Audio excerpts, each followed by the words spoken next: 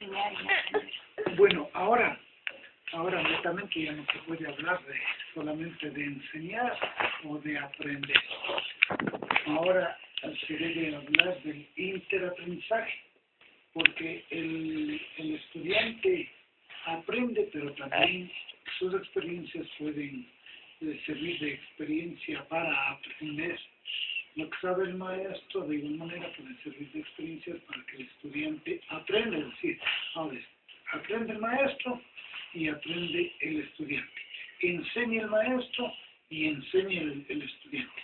Pero ubicado en aprender o ubicado en enseñar, son experiencias que le van a permitir transmitir, en el caso de enseñar, o en el caso de aprender, experiencias que le van a ayudarle a superar sus necesidades de conocimientos, de habilidades, de destrezas o de capacidades.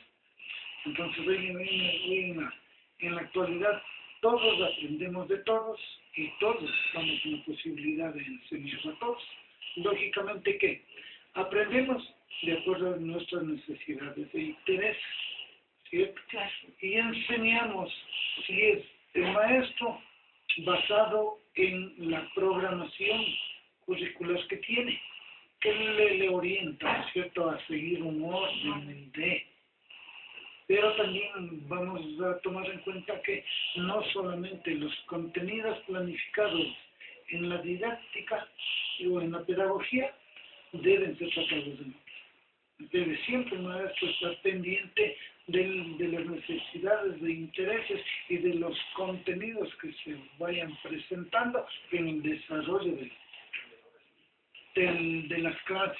Es decir, ir incluyendo necesidades de conocimiento, necesidades de habilidades, necesidades de destrezas de las niñas y niños con quienes está interrelacionado. Porque el aprendizaje es de interrelación, la enseñanza es de interrelación. Listo, muchísimas gracias.